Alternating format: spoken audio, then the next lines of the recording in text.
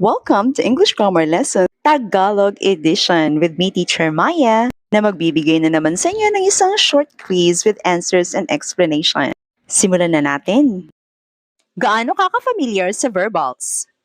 Take this quiz to find out. Paano ginamit ang to go sa sentence na to?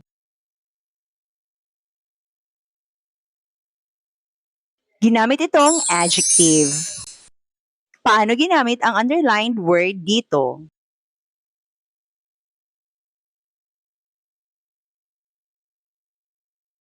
Ginamit itong adjective. Paano ginamit ang to answer dito?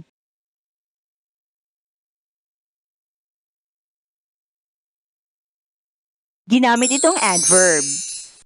Paano ginamit ang using dito?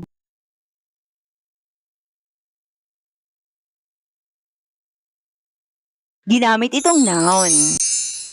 Paano ginamit ang stealing dito?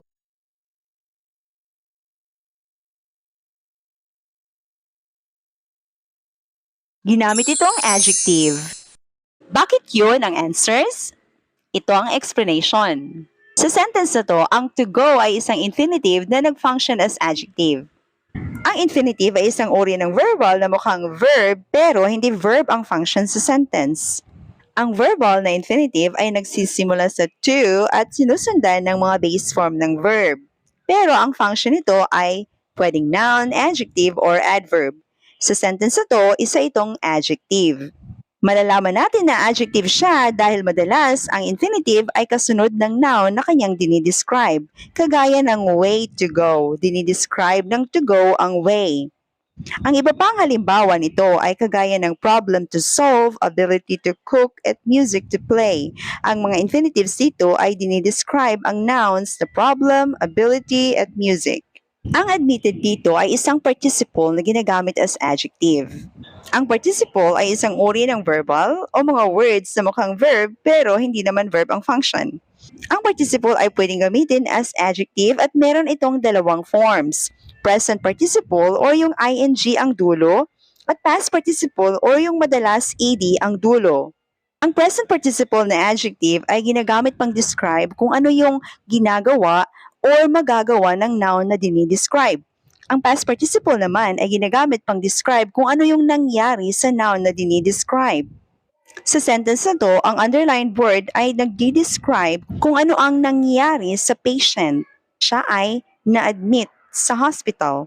Hindi verb ng sentence ang admitted dito, ang died ang verb ng sentence. Ang to answer ng sentence na to ay isang infinitive na adverb ang function. Ang infinitive ay isang verbal na mukhang verb pero hindi verb ang function sa sentence. Nagsisimula ito sa to at sinusunod ito ng base form ng verb. Ginagamit ito as adjective, as noun, or as adverb. At sa sentence na to, isa itong adverb.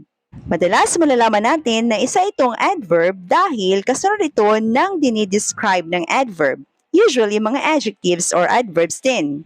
Kagaya nitong to answer, dinidescribe nito ang adjective na easy. Ang iba pang mga examples na kagaya nito ay difficult to understand, ready to wear, at good to know. Mga infinitives ito na nag-describe sa adjectives na difficult, ready, at good. Ang using sa sentence na to ay kasama ng phrase na using magic.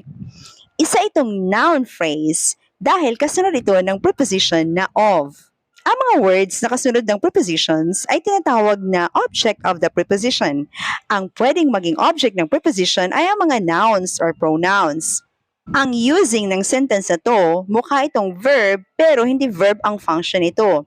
Ginamit itong object ng preposition. Example ito sa verbal na tinatawag na gerund. Isa itong verb form na ing ang nasa dulo pero noun ang function. Dahil ginawa itong object ng preposition na of, nagfa-function ito as gerund. Kaya ito ay isang noun. Ang stealing sa sentence na to ay isang participle na ginagamit as adjective. Ang participle ay isang verbal or mga words na mukhang verb pero hindi naman verb ang function. Ang participle ay ginagamit as adjectives at meron itong dalawang forms, present participle o yung ing ang dulo at past participle o yung ed madalas ang dulo kapag regular ang verb form. Ang present participle ay ginagamit pang describe kung ano yung magagawa or ginawa ng noun na dinidescribe. Ang past participle naman ay ginagamit pang describe kung ano yung nangyari sa noun na dinidescribe. Sa sentence na to, dinidescribe ng stealing kung ano yung ginagawa ni Kyle. Nagnanakaw ng saging. Ang verb ng sentence na to ay hindi ang stealing, ang caught ang verb ng sentence na to. That's all for this video. Thank you so much for watching. Have an amazing day.